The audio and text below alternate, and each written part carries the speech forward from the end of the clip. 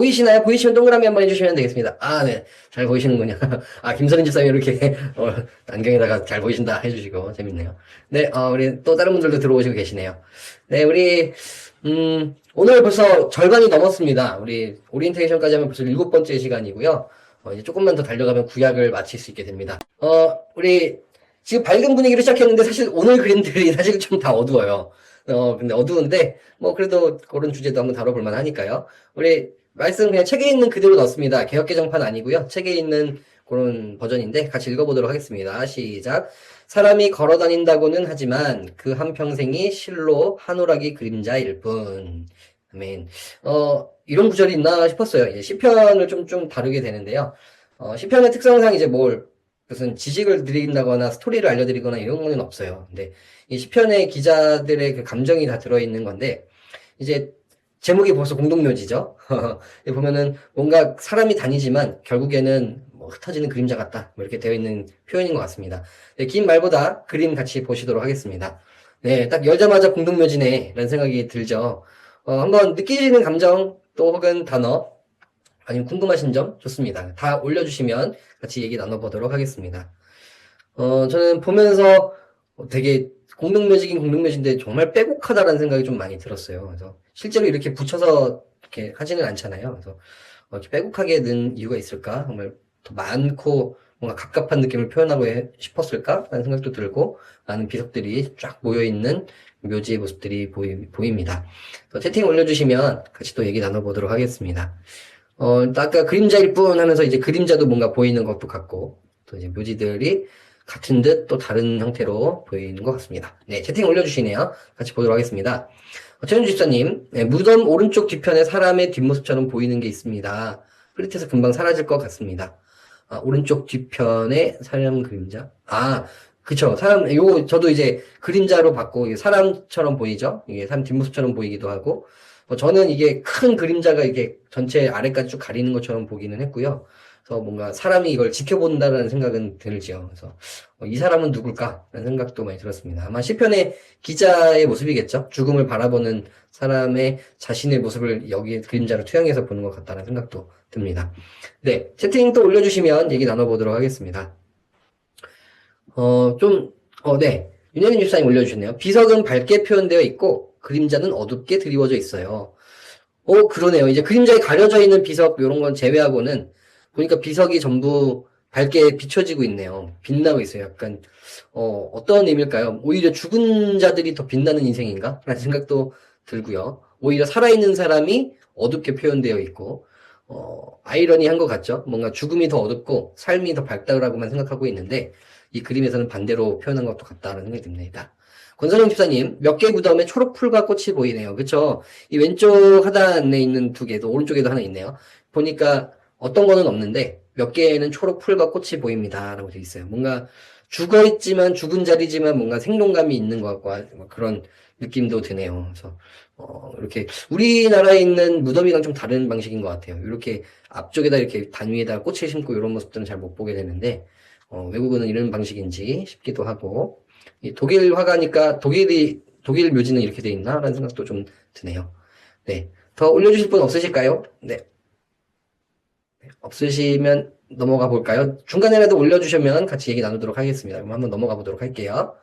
네, 내용이 책에는 많지 않았습니다. 근데 이제 보니까 이런 내용이 있더라고요. 이제, 비석의 모양이 조금씩 다르고, 모양이 다를 수는 있지만, 결국에는 모든 인간은 죽음 앞에서 평등하다.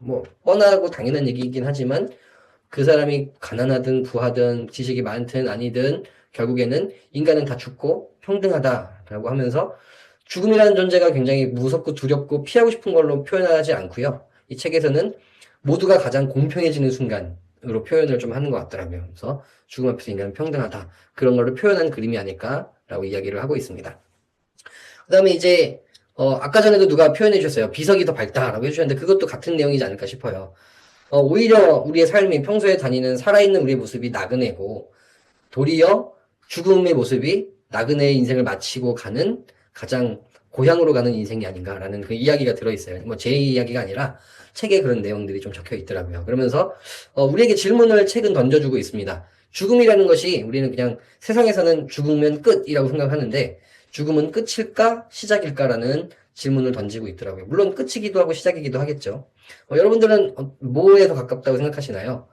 우리가 일반적으로 생각할 때는 끝이라고 생각하고 살아가죠. 와, 죽으면 끝, 볼 수 없어, 이별, 이렇게 생각을 하는데, 사실 믿는 자에게 있어서는 어쩌면 진짜 연습이 끝나고 본격적으로 하나님 나라에서 지낼 수 있는 시작이지 않을까라는 생각도 해보게 됩니다. 그렇기 때문에 기독교에서의 죽음은 마냥 슬프고 우울하고 절망적이지만은 않은 것 같다라는 생각이 듭니다. 이제 책에 있던 내용은 아닌데요. 이제 혹자는 그런 얘기도 해요. 이제 약간 진보적인 기독교 입장에서는 천국을 죽어서 가는 곳이 아니라 지금 살아내는 곳이고 지금 이 땅을 천국으로 만들어내는 거지 나중에 가는 건 중요하지 않다라고 이야기하는 그런 신학적인 입장도 있어요. 물론 이해는 돼요. 오늘날을 잘 살자라는 입장에서는 이해가 되는데 저는 이제 정말 수십 수백 번의 장례를 치르잖아요. 1년에 못해도 한 10건에서 20건을 치르게 되고 정말 많이 이렇게 많이 가게 되는데 만약 죽음 이후에 아무것도 없다라고 그러면은 저는 제가 있는 이유가 없다는 생각이 가끔 들어요.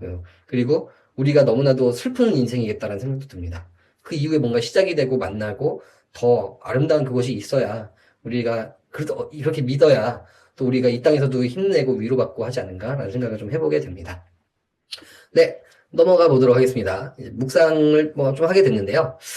아까도 보셨는데 요거 한번 보셨나요? 십자가 모양이 같은 게 하나도 없더라고요.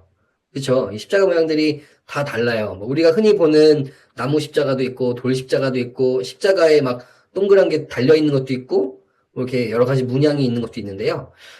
저도 자세히는 모르겠어요. 근데 이제 개신교에서는 십자가에 다른 문양을 달지 않습니다. 그냥 십자가 형태 그 최소화시켜요. 아이콘 그 이콘을 배격하고 종교개혁 때 모든 형상을 다 없애면서 십자가만 남겼는데 그 십자가도 가장 단순한 십자가로 남깁니다. 근데 반면에 카톨릭이나 성공회, 동방정교회 이런 데는 자기네 십자가만의 문양을 만들기 위해서 저도 잘 모르지만 의미들을 담아서 약간의 십자가 안에도 문양들이 있어요. 그래서 아마 그런 걸 표현한 게 아닐까라는 생각이 들더라고요. 그러면서 그런 것 같아요. 뭐 카톨릭이고 성공이고 동방정교회고 여러 가지 십자가 문양이 있지만 똑같은 거죠. 결국에는 다 죽는다라는 거죠. 그리고 결국에는 우리의 힘으로가 아니라 하나님의 도움과 초대로 그분과 다시 함께할 수 있고 시작할 수 있다라는 의미지 않을까라는 생각을 좀 해보게 됩니다. 그래서 이제 이 지거 캐더가 개신교 사제가 아니고 목사님이 아니고 이제 카톨릭 사제다 보니까 그런 관점으로 표현을 한 것 같습니다. 네, 그렇게 한 그런 재미도 있는 것 같아요. 네, 그 다음에 이제 묘지를 바라보는 그림자 누굴까? 지극히도 본인이기도 할 것 같고요. 오늘 시편의 기자이기도 하고, 오늘 우리이기도 할 것 같다는 생각이 듭니다. 우리도 사실 우리 주변에 죽음은 늘 발생하고 드리우고 있잖아요. 우리 가족이 될 때도 있고, 뉴스에 나올 때도 있는데, 우리는 내 얘기가 아니라고 생각하고 매일매일 살아가는 것 같아요. 근데 사실 우리 곁에 있는 이야기인데, 우리가 그 이야기들 외면하지 말아야 되지 않을까? 라는 생각을 해보게 됩니다. 그러면서 예수님 생각이 많이 나더라고요. 이제 보면서, 성경에 보면 정말 죽음을 경험해본 신이 성경 말고 다른 신들 중에 있을까? 죽어본 사람, 죽어본 경험을 한 신이 있을까? 다시 태어나서 그 죽음의 아픔을 공감해줄 수 있는 신이 있을까? 우리 예수님밖에 없지 않나라는 생각이 듭니다. 그래서 죽음의 자리를 밝게 만드신 유일한 그런 모습을 보여주신 분이시다라는 생각이 듭니다. 네, 이렇게 좀 생각을 나눠봤고요. 네, 다음 그림 넘어가 보도록 하겠습니다. 네, 다음 그림은요, 좀 재밌습니다. 돈키호테라는 제목으로 되어 있더라고요. 우리 말씀 같이 한번 읽어볼게요. 시작. 누구나 볼 수 있다. 지혜 있는 사람도 죽고 어리석은 자나 우둔한 자도 모두 다 죽는 것을. 아멘. 시편 49편에 있는 내용을 가지고 했는데 아니 돈키호테랑 도대체 이 시편의 기자랑 도대체 뭐가 상관이 있지라는 생각이 처음엔 들었습니다. 그리고 그림을 보시면요. 이 그림 이제 돈키호테를 그린 거라고 하고요. 근데 성경과 연결을 한 거죠. 그래서 한번 보시면서 책을 읽어보신 분들은 뭐 좀 이해가 되시겠지만 아니신 분은 지금 아니 성경 시간에 돈키호테 왜 나왔지라는 생각이 들 것 같은데 그냥 드는 생각이나 단어 뭐든 궁금증 다 바로 올려주시면 또 얘기 나눠보도록 하겠습니다. 저는 이제 돈키호테 이야기를 뭐 많이 보고 그래서 알고는 있었지만 기억이 잘 안 나더라고요. 그래서 요 작품을 대하면서 돈키호테 이야기를 조금 다시 인터넷을 찾아가지고 보게 됐어요. 그냥 좀 특이한 기사, 특이한 엉뚱하고 그렇게 그런 모습이 있었다라는 거 정도만 기억을 했었는데, 이 이야기를 좀 읽다 보니까, 이 장면을 그렇게 표현한 거구나, 라는 생각이 좀 들었거든요. 여러분, 눈에 띄는 것들을 한번 올려주시면 좋겠습니다. 네. 일단, 돈키호테도 등장하고, 왼쪽 아래 보니까 나귀랑 산초라고 부르는 그런 캐릭터도 등장하는 것 같고, 또 왼쪽 약간 중간을 보면은 말인가 싶은 동물도 있는 것 같고요. 여러 가지들이 등장합니다. 네, 천주 집사님 1등을 올려주셨네요. 아, 높은 지위를 가진 듯한 남자가 십자가 위에서 아래로 구덩이를 향해 떨어지는 것 같습니다. 죽음을 담담히 받아들이는 것 같습니다. 그렇게 보실 수도 있겠네요. 그죠. 아래 구덩이가 있는데 저도 책에는 이거 내용이 나오진 않아서 뭘까 싶었는데 뭔가 위에서 아래로 떨어지는 것처럼 보인다라고 표현을 해주셨고 표정이 그런데 막 놀라거나 두려워하거나 뭐 안 떨어지려고 발악하는 모습은 등장하진 않네요. 뭔가 받아들이는 모습 같다라는 생각도 듭니다. 네, 배은경 집사님. 거꾸로 십자가에 못 박힌 모습처럼 보였어요. 저도 사실은 베드로가 생각이 나더라고요. 이게 달려있는 그곳이 십자가처럼 보여서, 거꾸로 십자가에 달린 건가? 베드로처럼 보이려고 한 건가? 라는 생각도 좀 들고, 십자가 같다라는 생각도 들었습니다. 네, 김학민 집사님.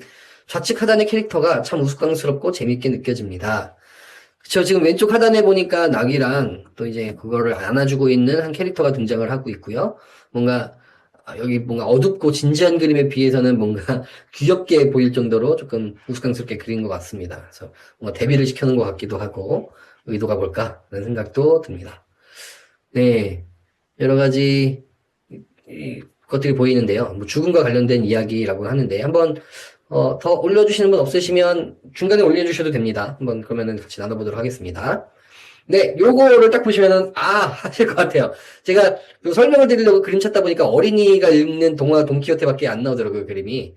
여기 보면은, 풍차와 전쟁을 합니다. 이 돈키호테가 풍차와 싸우고요. 풍차를 괴물이라 생각하고, 창으로 풍차를 찌르는 장면이 등장을 한대요. 그리고 거기에 풍차가 돌아갈 때 매달려가지고 막 돌아가는 듯한 그런 장면이 등장한다고 해요. 어렸을 때 읽었는데 잘 기억이 안 나서 그렇다고 합니다. 그래서 다시 보시면 이 뒤에 십자가처럼 보이는 게 어쩌면 풍차 가운데 창을 꽂아놓고 돌아가는 장면처럼 보이게 그 장면을 그린 거 아닌가 라는 생각도 들게 됩니다. 그래서 돈키호테와 기독교의 연관성이 뭐지? 라는 생각이 들었는데 이제 이런 내용을 볼 수 있는 것 같아요.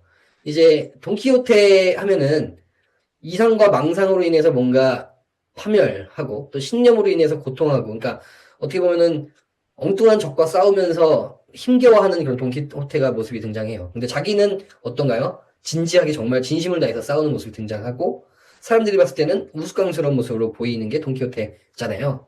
그래서 그거를 그렸다라고 할 수 있습니다. 근데 이제 그러면서 그럼 왜 돈키호테를 갑자기 그렸을까라고 하는데 어떻게 보면 그런 거죠. 이제 믿는 자들도 주님의 십자가를 위해서 정말 전심을 다해서 싸워요. 근데 세상 사람들이 보기에는 우스꽝스럽고 미련하다라고 보이기도 한 거죠. 근데 진짜 미련하다는 게 아니라 이 아래 구절에 헷갈리지 않게 이 구절을 제가 좀 가져왔습니다. 십자가는 미련한 것이나 구원을 받는 우리에게는 하나님의 능력이다. 그러니까 세상 사람들에게는 미련한 것으로 보이고 우리에게는 능력이 되어서 돈키호테는 진짜로 미련한 거지만 우리는 미련한 건 아니고 진짜로 십자가를 위해서 싸우는 모습, 그 돈키호테의 진심과 열정은 믿는 그 모습과 닮아 있는 거 아닌가라는 생각을 해보게 됩니다.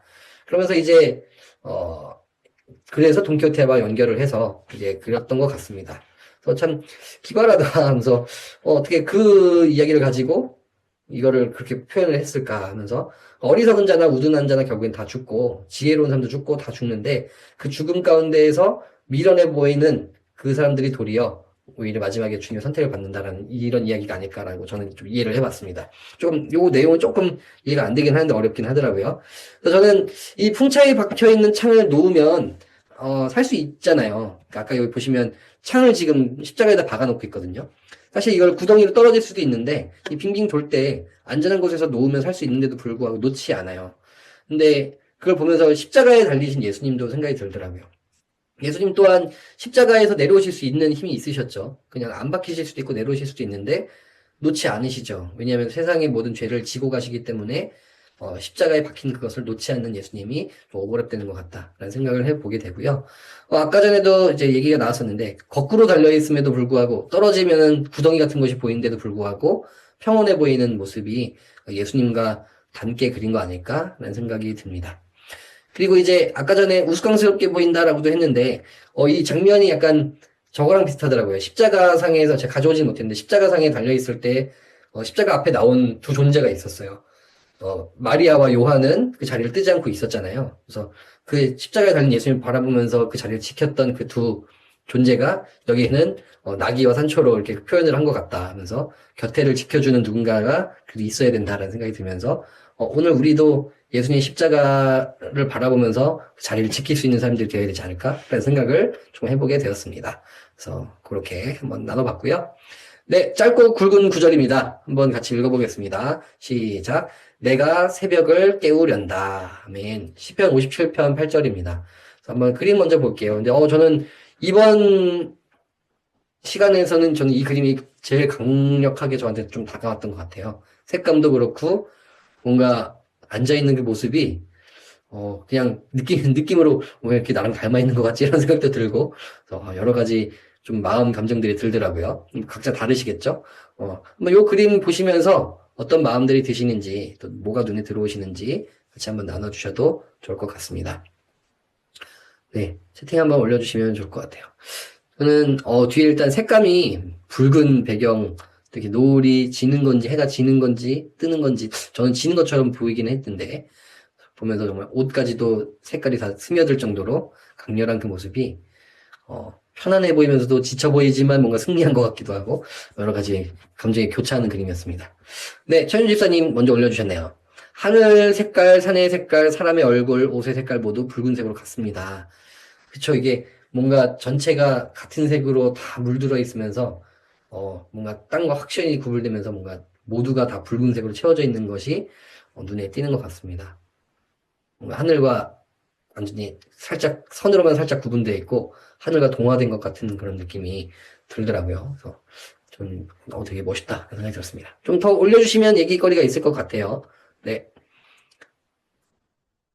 네, 권선영 집사님, 화면 가득 붉은 빛이 찬양하는 사람을 하나님의 사랑으로 감싸주는 것 같습니다. 붉은 빛이 이 찬양하고 있는 이 사람, 악기로 찬양하고 있는 이 사람을 하나님의 사랑으로 감싸주는 것 같다라면서 표현해 줬습니다. 다 비슷한 느낌이신 것 같아요. 이 색깔만으로만 말로 뭐 감쌉니다라고 표현도 안 했는데 색깔만으로도 감싸주는 거를 표현하는 그런 느낌이 나는 것 같습니다. 따뜻하다라는 생각이 듭니다. 앞서 있었던 그 그림들은 좀 시커멓고 어둡고 그런데 이거는 뭔가 빛이 다가오는 것 같은 느낌이 듭니다. 네, 뭐 다른 부분 더 보이시거나 특별한 부분 보이시는 거 없으실까요? 배은경 집사님, 발에 그물이 걸려있는 상태로 평온하게 찬양하는 모습을 보고 저도 분주한 일상 가운데서도 평온하게 찬양할 수 있을지 생각하게 하는 그림입니다. 그쵸? 이제 위에만 보면은 되게 평온해 보이는데 사실 발을 보면은 그물이겠죠? 그물이 이렇게 얽히설키 있고 발이 또 완전히 빠져있지 않더라고요. 발이 걸려있기는 하더라고요. 근데 그 와중에서도 발이 보이지 않을 정도로 위에 부분은 평온하게 찬양하는 모습이 등장하고 있어요. 그래서 나도 어려운 가운데 있지만 그 중에서도 찬양하는 모습을 해야겠다는 생각이 드셨다라고 합니다. 이현심 집사님, 그물에 걸려있는 발에 삶의 어려움을 나타내는 것 같지만 입모양은 노래를 하고 있는 것 같아요. 그렇죠? 이게 발과 상관없이 입은 노래하고 있는 그 모습. 어떻게 보면 우리가 신앙적으로 나가야 될 방향이 아닐까 또 생각이 듭니다. 발은 늘 걸려 있는데 우리 입술은 발이랑 똑같이 가면 안 된다는 생각이 드는 것 같아요. 김학민 집사님도 올려주셨네요. 굳이 맨발로 표현한 것이 어떤 특별한 의도가 있는 것인지 호기심이 듭니다. 그쵸? 뭐 신발을 신거나 뭐 그러지 않고 뭔가 발이 맨발로 표현이 돼 있는데 뭐 의도가 있겠죠. 뭔가 맨발로 갔다가 맨발로 오는 삶 뭐 이런 걸 뜻할 수도 있고 더 거친 모습을 표현하려고 하는 걸 수도 있겠죠. 네. 좋습니다. 뭐 요렇게까지만 할까요? 더 올려주시는 것 같이 또 나누도록 하고요. 한번 보도록 하겠습니다. 일단 시편 57편 배경이라고 말씀드렸는데요. 제가 찾아봤더니 이런 구절이더라고요. 이런 배경이더라고요. 다윗이 사울을 피해서 굴에 있던 때라고 되어 있습니다. 그러니까 기억하시죠? 이제 사울을 피해서 막 도망치다가 굴에 숨어서 이제 더 이상 막다른 길에서 이제 죽을 수밖에 없구나라고 생각하는 그때에 포기해야 될 상황에 도리어 사울이 들어와서 그 굴에서 잠이 드는 장면 아시죠? 그래서 사울을 죽이지 않고 옷자락만 싹 빼가지고 나 이런 상황이요. 우선은 당신을 살려줬습니다. 하면서 그 시점인 것 같아요. 그래서 그렇게 굴에 있었던 때에 어떻게 보면 제일 두근거리고 모든 것이 포기할 수밖에 없었던 그때를 회상하면서 다윗이 시를 썼다라는 거죠. 그런데 이러한 그림이 또 나오게 됐다라는 거예요. 이제 근데 학자마다 그 구절이 아둘람 굴인지 엔게디 굴인지는 잘 모른다고 해요. 근데 어디가 됐든 굴이라는 개념이 들어가기만 하고 나올 수는 없는 개념이잖아요. 한 곳만 뚫려 있는 개념이고 우리 삶 속에서도 뭔가 막다른 길에 몰린 것 같은 상황 속에서 있었다는 거는 비슷한 것 같아요. 그러면서 이제 57편 6절에 오늘 읽었던 구절이죠. 그들은 내 발 앞에 그물을 쳐놓았습니다. 라는 구절이 있어요. 이제 다윗도 보면은 이 그물로 표현을 했는데 진짜 딱 맞는 표현 같아요. 어딜 가나 정말 그물을 쳐놓고 걸리기만 해라 널 죽이겠다라고 했던 그 사울의 모습이 있지 않습니까? 그걸 걸릴까 말까 얼마나 매일매일 조마조마하고 그걸 피해 다니면서 그랬을까. 또 내가 그 나라를 위해서 또 왕을 위해서 얼마나 헌신을 다했는데도 불구하고 도리어 다가오는 것은 포상을 해줘도 시원찮을 판에 어떻게 보면은 벌로 죽음으로 나에게 위협하는 그 모습을 보면서 얼마나 절망적이었을까. 하나님 계시는 거 맞습니까? 라는 절규할 만한 일들이 아닐까라는 생각이 듭니다. 근데 그 그물에 쳐놓고 그물에 매일 걸리고 넘어지긴 하면서도 그 가운데 다윗이 했던 것은 찬양이었다라는 것이 참 대단하다라는 생각도 들고 한편으로는 그렇게 안 하면 못 사니까 그렇게 했겠다라는 생각도 좀 드는 것 같습니다. 그러면서 우리 잠깐 올려주셔도 좋을 것 같은데 올리실 수 있는 부분만 올려주세요. 오늘 지금 내 발목을 잡는 그물이 있다면 혹시 그냥 대단한 그물 아니어도 좋습니다. 그냥 오늘 하루 혹은 일주일 분주함 아까도 기영민 집사님 날씨로 인해서 너무 피곤했는데 어찌 보면 내 컨디션이 내 발목을 잡는 그물이 될 수도 있겠죠. 그래서 혹시 하나씩 올려주시면 이따가 또 같이 기도할 때 그거 가지고 기도할 수도 있을 것 같고요. 그래서 내 발목을 잡는 그물은 뭐가 있을까? 라는 생각이 한번 올려주시면 나눠보도록 하겠습니다.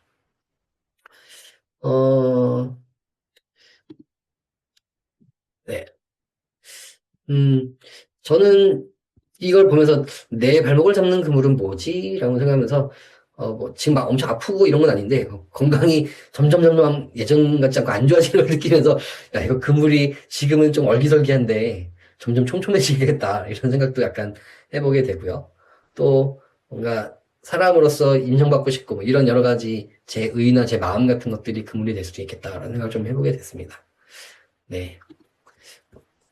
고민이 되시나 봐요. 바로 올려주시지는 못하네요. 네. 지금 내 발목을 잡는 그물. 네, 아마 어려우실 것 같아요. 진짜 그물들이 있을 텐데, 그걸 올리는 건 또 다른 문제고, 고민이 되고 나누기 어려울 수도 있을 것 같아서. 네. 아직 안 올리셨다면, 네, 이따가 또 나누도록 하겠습니다. 네. 넘어가 볼게요. 네, 발목은 그물에 걸려 있는데, 저희 이제 제 묵상인데요.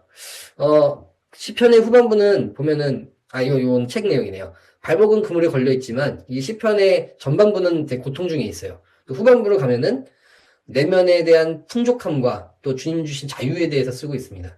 굴에 갇혀 있는데도 불구하고 오늘 시편의 기자는 자유하다라고 이야기를 한다는 거죠. 그러니까 우리의 상황과 발에 뭐가 걸렸냐 이것이 중요한 게 아니라 내 내면 가운데 하나님이 있느냐 없느냐 그것이 우리에게 자유를 허락한다라는 것을 이야기하는 거죠. 그래서 그 두 번째 있는 단락이 그거예요. 인간의 자유가 탄생하는 시간은 그물이 걷어진 시간이 아니라 하나님과 만나는 시간이다라고 책에 나와 있습니다. 그래서 이 이야기 좀 전에 그 그림에서도 발목이 갇혀 있는데도 불구하고 자유로워 보이고 평안해 보이는 것은 하나님과 만나고 있기 때문이다. 라는 것을 표현한 거죠. 그리고 저는 그림대에 나오는 악기가 뭐지라고 생각해서 좀 찾아봤는데요. 만돌린이라는, 저도 처음 들어보는 만돌린이라는 악기라고 해요. 작은, 기타보다 훨씬 작은 그런 것 같고요. 이 악기의 특징은 이거래요. 줄이 8개나 되는데, 2줄씩 한 쌍이래요. 그래서, 요거를 4쌍을 가지고서는 하는데, 음이 오래 나질 않는데요. 한번 팅 한다고 짱 하고 나는 게 아니라, 툭툭 끊어지는 음이라고 해요. 그래서, 이거를 계속 연음을 내면서 계속 멈추지 않고 연주를 해야지 소리가 나는 악기라고 해요. 그래서 지거 캐더가 왜 이 만돌린을 그렸을까? 다른 걸 그릴 수도 있는데 우리의 삶의 연주도 금방금방 연주를 멈추면 소리가 멈추기 때문에 멈추지 않고 주님을 찬양하라는 이야기가 아닐까라는 생각을 저는 해보게 되었습니다. 네, 그다음에 이런 내용이 또 있습니다. 이제 기도한다고 고통을 확실히 또 그물을 물리칠 수 있는 것은 아니다라는 이야기가 들어있고요. 그렇기 때문에 고통 중에도 기도하고 노래해야 된다라고 이야기가 되어 있습니다. 그다음에 이제 산 꼭대기에 올라갔죠. 이제 그물로 이루어진 산의 꼭대기에 올라갔는데 그 꼭대기에는 그래도 결국에는 하나님 보여주시는 따스한 햇빛 일출이 있다라는 것을 보여주는 그림입니다. 네, 저는 이제 보면서 이 그물로 된 산이라는 생각이 좀 들었습니다. 산을 오르면서 넘어지고 힘들기는 하지만 결국에는 오르고 나면 주님의 햇빛이 비치는 그 정상에서만 맛볼 수 있는 그 기쁨이 있지 않나라는 생각이 들었고요. 우리 예수님도 우리한테 그물을 보여주시면서 니들만 올라가라고 하는 분은 아니어서 다행인 것 같다는 생각이 좀 들었어요. 그 누구보다도 거칠고 더 높은 그물로 이루어진 삶을 오르신 분이 예수님이겠죠. 예수님의 삶은 또 믿는 자의 삶은 그물이 없는 삶이 아니고 그물이 있지만 딛고 올라가는, 그리고 하나님을 만날 수 있는 삶이지 않을까 라는 생각을 해보게 됩니다. 네, 넘어가도록 하겠습니다. 네, 29번 포도나무입니다. 같이 한번 읽어보겠습니다. 시작. 주님께서는 이집트에서 포도나무 한 그루를 뽑아 오셔서, 아멘. 시편 80편에 있는 이야기고요. 이집트, 그다음에 포도나무, 요게 좀 메인 단어인 것 같습니다. 그림 한번 보여드릴게요. 네, 요 그림입니다. 한번 자유롭게 또 단어 올려주시면 되겠습니다. 저는 보면서 내가 생각하던 포도나무랑은 많이 다른데? 라는 생각이 들었어요. 이제 저희 사택 앞마당에도 포도나무 한 그루가 있거든요. 근데 되게 가늘고 되게 작고 또 이게 열매도 가끔 열리긴 하지만 작은 송이가 열리는데 이거는 어마어마하게 큰데? 라는 생각도 좀 들고 그래서 가운데 있는 사람은 무슨 역할이지? 누구지? 뭐 이런 생각도 들고 여러 가지 생각이 들더라고요. 네, 채팅 올려주시네요. 네, 배은경 집사님 올려주셨습니다. 포도 열매가 아주 풍성해 보입니다. 나를 품고 있는 나무, 하나님 안에서 풍성한 열매를 맺는 가지가 되고 싶습니다. 저랑 얘기가 같으신 것 같아요. 포도나무가 열매가 정말 가득가득 차여 있습니다. 그림의 대부분이 열매로 되어 있는데요. 그걸 보면서, 나도 이러한 가지, 이런 열매가 되고 싶다. 라는 이야기를 해주셨고요. 최현주 집사님, 사람이 포도나무와 동일해 보입니다. 다리 부분, 뿌리 부분이 땅에서 드러나서 마르고 갈라져서 고통스러워 보이지만 그 와중에 기도하는 모습이 인상 깊습니다. 그렇죠. 이게 사람이 어느 딱 부위에서 끝나는 게 아니라 이 사람 자체가 포도나무처럼 보이죠. 뭔가 뿌리를 내리는 것이 쉽지는 않지만 이 열매 맺기 위해서 애쓰는 모습이 인상 깊다라고 해주셨습니다. 네, 이현심 집사님, 견고하고 굵은 뿌리가 눈에 띄네요. 그쵸? 이 뿌리인지 줄기인지 헷갈릴 정도로 거대한 뿌리가 보이는 것 같은데요. 그래서 뿌리가 단단해서 이 큰 나무가 이렇게 열매를 많이 맺겠구나라는 생각도 듭니다. 윤혜림 집사님, 수분이 충분히 공급되는 모습처럼 양쪽에 물이 흘러가는 것 같아요. 그러네요. 요거까지는 잘 못 봤는데, 왼쪽, 오른쪽에 보니까 물길이 크게 나 있고, 이 수분을 쭉쭉 가져가는 것 같은 뭔가 채워지는 그 물들이 있음을 보여주는 것 같네요. 네, 차문희 성도님, 사람 뒤에 동물이 보여요? 이 뒤에 있는 요 부분 말씀이신가요? 이 동물인가요?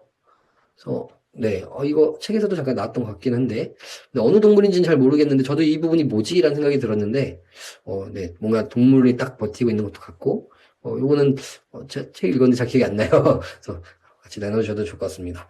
석주 집사님, 나무와 한 몸이 된 것이 하나님과 하나가 된 것 같아 부러워 보였습니다. 그죠. 나무와 또 한 몸이 되고 단단한 뿌리 내리고 이 모든 것이 부럽다라고 이야기를 해주셨습니다. 네, 다 풍성해 보이는 모습, 이건 다 똑같이 느끼신 것 같아요. 한번 책에서는 뭐라고 하는지 한번 보도록 하겠습니다. 일단 시편 80편 8절, 요 80편의 이야기를 좀 보면요. 이제 배경을 보니까 이제 북이스라엘이 붕괴되는, 그러니까 아수르가 침공을 해가지고 거의 붕괴되거나 혹은 그 이후 상황으로 시대 배경을 보더라고요. 그래서 이제 뭔가 망해가는 그 와중에 오히려 이 시비가 써졌다. 그 배경을 가지고 써졌다라는 것을 볼 수가 있고요. 그 다음에 시편 80편은, 이제 이런 이야기가 나와요. 그래서 왜 그 담을 헐어서 지나가는 자가 그 열매를 따게 하셨습니까? 라는 표현이 나오면서, 하나님이 지키시던 공동체가 무방비 상태에 노출된 상황을 보여주는 시편이다. 라고 이야기를 하고요. 그러면서 이제 처음 시작입니다. 그러니까 후에 그렇게 됐다라는 거고, 원래 처음 시작은 이스라엘이라는 이 존재가 이제 포도나무라는 거는 이스라엘을 대변하는 상징적인 나무거든요. 근데 이거를 애굽이라는 곳에서 풍족한 그곳에서 옮기셔서 심으신 나무다라고 묘사를 하면서 그런데 그 나무가 이렇게 풍족했던 나무가 오늘날은 왜 다 황폐해졌느냐라면서 탄식하는 시입니다. 그래서 시편 80편의 배경은 그래요. 그 다음에 이제 반복되는 간구가 등장하는 시편이에요. 그래서 하나님이 우리를 돌이키시고 주의 얼굴을 비추소서라는 요 구절이 3번이나 반복이 됩니다. 그래서 얼마나 3번이 반복된다는 거는 진짜 간절히 완전한 간구라고 보면 되거든요. 그래서 이제 하나님의 임재와 회복, 다시금 포도나무가 되고 싶습니다라는 애원, 간청이 들어있는 시다라고 할 수 있습니다. 그래서 원래 모습을 이 지곡해도는 그리웠던 거겠죠. 지금은 저런 나무가 아닌데 저랬었다라고 표현한 것 같아요. 네. 그래서 이제 이런 상황들 지금 좀 전에 말씀드렸던 거 그대로 들어있고요. 이제 보시면은 이제 넘어가도록 할게요. 이 포도나무의 거대한 뿌리 같은 거 보면은 이제 이스라엘 말고도 다른 나라를 나무로 표현하는 일들이 이제 성경 속에 있는데 오늘 요 지곡 헤더가 거대한 뿌리로 보여주시는 걸 보면은 참포도나무, 또 일반 포도나무와 다른 하나님이 심으신 나무는 다르다라는 것을 표현한 것 같다라고 이야기를 하고 있고요. 그런데, 오타가 났네요. 황폐 아니고 황폐입니다. 네. 그런데 이 포도원 성벽이 허물어지고 또 이걸 잘 지키지 못하고 황폐하게 되고 빼앗기게 됐다라는 이야기를 하게 됩니다. 그럼 이 절망적으로 끝났느냐? 그건 아니고요. 다시 심으시는 하나님에 대한 이야기를 하고 있다라고 하고 있습니다. 포도나무는 자기가 혼자 심고 혼자 죽고 혼자 살아나는 게 아니죠. 다시 심어주는 존재가 있어야 되는데 하나님이시다라는 이야기를 하고 있습니다. 그 다음에 이제 아까 전에 가운데 있었던 얼굴, 그거는 이제 예수님으로 보는 것 같아요. 요 해석하는 사람이. 그래서 어려움이 있고 포도나무가 여러 가지 시들 때도 있고 힘들기도 하지만 중요한 거는 그 안에 예수님이 계실 때 그 나무는 든든히 바로 설 수 있게 된다라는 거를 이야기를 하는 겁니다. 그러면서 요 구절도 이게 잠깐 나오더라고요. 나는 포도나무요 너희는 가지니 하면서 요한복음 이야기가 잠깐 나오는데 요거는 요 책에 없는 얘기인데 그래도 잠깐 해드리면 좋을 것 같아서 말씀을 드립니다. 이제 우리는 포도나무요 가지니 하면은 되게 모르겠어요. 저는 되게 이전까지는 따스하고 되게 아름답고 아동부에서 다룰 법한 예쁜 모습이라고 생각하는데 사실 이 신약에 와서 포도나무에 너희는 가지니 나에게 붙어 있어라 뭐 열매를 맺을 수 있다라고 하는 이 본문은요. 사실 어마어마하게 고통과 절망 중에 나오는 이야기입니다. 왜냐면은 이 포도나무에 너희는 가지니 이 얘기는요. 당시에 예수님을 믿는 이 요한 공동체가 예수님을 믿는다는 이유로 출교를 당하고 사회적으로 완전히 매장을 당하고 핍박을 당하고 고난을 당하는 시기였거든요. 근데 세상 사람들은 너희들 가지를 다 잘라서 출교시키고 버린다라는 이야기예요. 그런데 아무리 세상이 너희들 그 가지를 버려도 예수님께서는 이 포도나무 대신 예수님께서는 그 부러진 가지를 다시 붙여주겠다.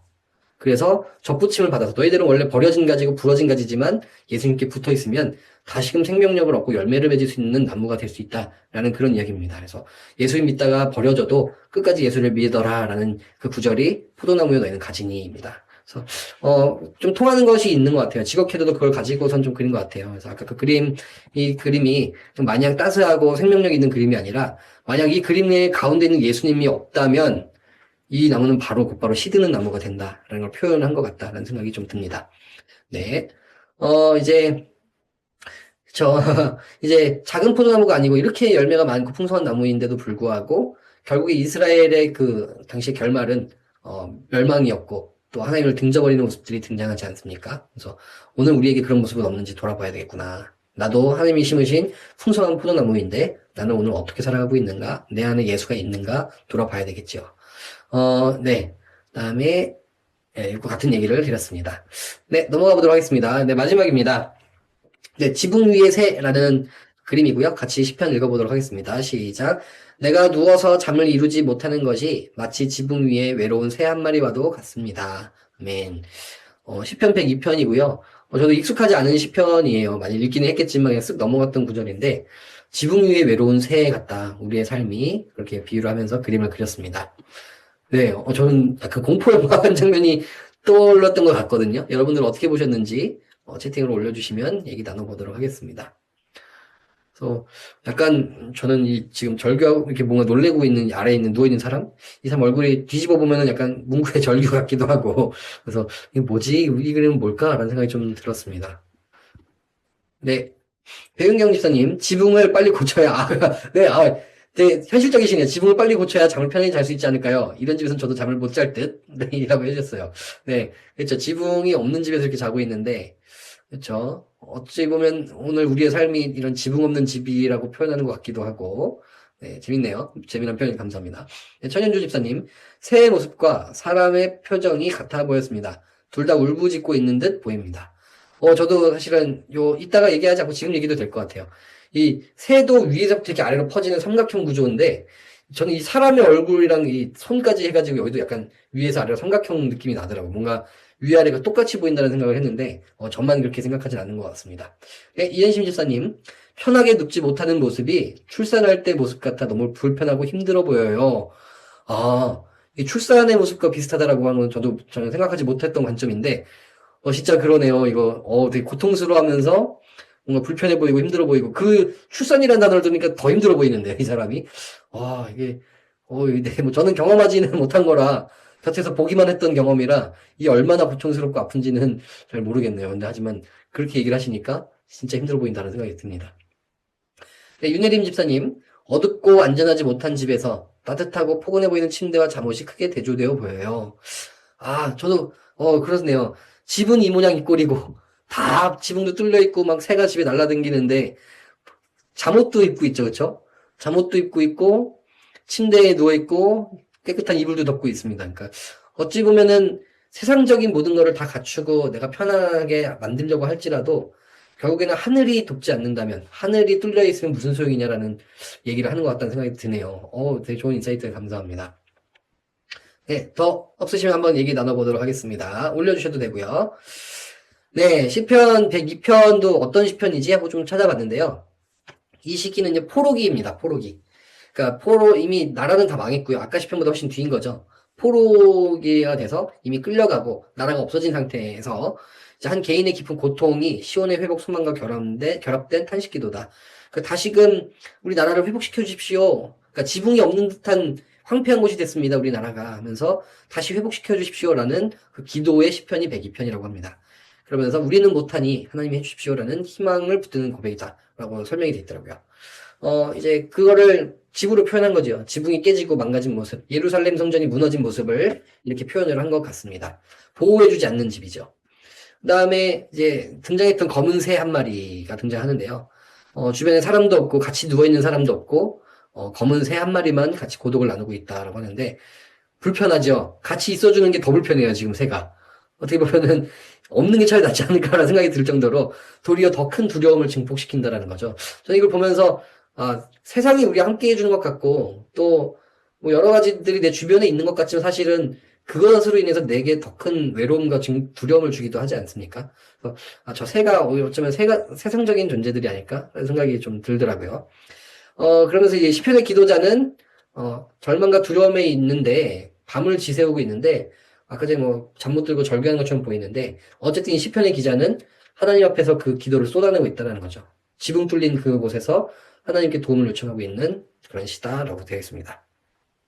그래서 이제 하나님께 버림받은 상태에서 듯한 상태에서 우리가 할 것이 무엇이냐? 이 책에서는 오히려 우리 따지기를 멈추지 말라고 책은 얘기를 하더라고요. 그래서 하나님께 그냥 수긍하고 그냥 이렇게 살아야 되나 보다 하는 것이 아니라 회복시켜 달라고 또 나의 자신의 공부함을 아뢰라고 이야기하라라고 책에서는 이야기하고 있습니다. 그래서 네 여러 가지 생각이 드는 것 같아요. 뭐 제 생각은 아니고 책에 있는 그 내용입니다. 저는 이제 요 이야기를 좀 그림을 먼저 보면서 시편의 배경을 가지고 그렸다라고는 하지만 저는 하박국서가 좀 떠오르더라고요. 그래서 좀 연관성이 있는 것 같아서 이제 하박국서는요 일단 좀 설명을 드리면 Q&A 형식입니다. 이제 하나님께 묻고 답을 듣는 방식의 그 세 번의 질문을 하고 세 번의 답을 듣는 책이 하박국서거든요. 근데 그 질문의 내용이 우리는 왜 망했습니까? 라는 거를 질문을 합니다. 우리가 그래도 저 악한 나라들보다는 나은데 왜 쟤네들은 번성하고 우리들은 자꾸 더 힘들고 괴롭죠, 하나님? 이유가 뭡니까? 라고 따지는 책이 하박국서예요. 그래서 보면서 하박국 선지자랑 좀 비슷한 것 같다라는 생각이 들고요.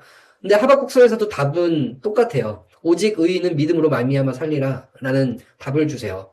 그러니까 그래 너의 지금 모습이 어떻게 이 그림에 빗대어 설명한다면 지붕이 뚫린 것 같고 새가 막 날아다니는 것 같고 절망 중에 있는 것 같지만 그래 근데 중요한 건 네 곁에 내가 함께 하고 있고 너 혼자가 아니야. 보이지 않아서 그렇지 혼자가 아니야. 그리고 지금 이렇게 망가진 집이지만 내가 결국에 다시 지어줄 거야. 라는 것이 이제 하박국서의 내용입니다. 그래서 저는 보면서 그 말씀이 좀 떠오르더라고요.